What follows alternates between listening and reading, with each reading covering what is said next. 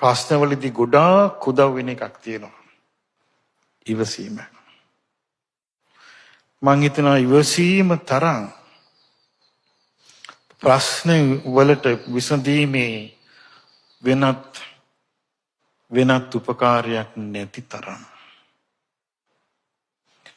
මගේ ජීවිතේ මට ආපු නිന്ദා අපහාස ගැරහිලි වලට මම දීපු හොඳම පිළිතුරු තමයි ඉවසීම. දවසක් මට ඉන්දියාවේදී මං ඉන්දියාවේ බුද්ධගය වදින්න ගිය වෙලාවේ මට හම්බ වුණා මේ අභාව ප්‍රාප්ත දැන් අභාවයට පත්වල එතුමා විජේමු ලොකු බණ්ඩාර මැතිතුමා.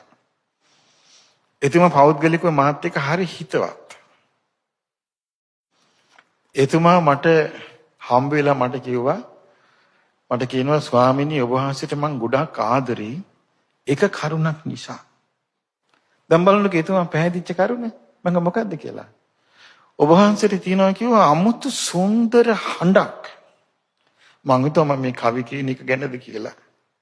සුන්දර හඬක් තියෙනවා කිව්වා. මගේ මොකද්ද? නිහඬ හඬ. ඔබ වහන්සේට තියනවා කිව්වා නිහඬ භවයේ හඬ. ඔබ වහන්සේට අන් අය නිന്ദා අපහාස කරද්දි ඔබ වහන්සේ නිහඬව ඉන්නවා කිව්වා.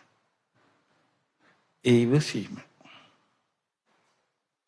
ඒ නිසා ඒ ඉවසීම කියන එක එතකොට මේ මහත්ය අර්ථය දැක්වේ සොඳුරු හඬක් කියලා. ඒ වගේ අපිට සමහර ප්‍රශ්න වලට ඉවසන්න වෙනවා.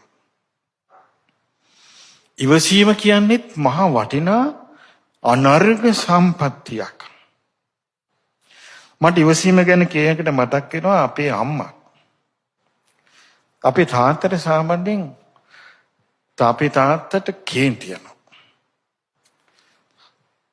අම්මට කේන්ති යනවා. නමුත් අපිත් එක්ක විතරයි. තාත්තා එක්ක නෑ. සමහර අපේ මල්ලිලාගේ ප්‍රශ්නවලදී තාත්තා අපේ අම්මට සැරදාලා බන්නවා. මට හොඳට මතකයි මම පොඩි කාලේ තාත්තා බැනගෙන එනකොට අම්මා පුටුවේ වාඩි වෙලා ඉන්නවා. අම්මා පුටුවෙන් හිට ගන්නවා.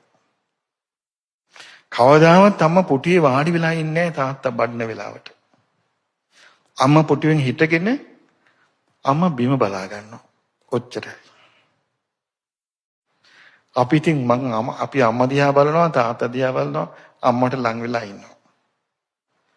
කවදාවත් වචනකින් මුකුත් කියලා නැහැ. හැබැයි අම්මට කියලා හුස්මක් යනවා. ඔච්චරයි. මගේ අම්මගේ තිබිච්ච ඉවසීම නිසා ඈ සුගතිය ගියා.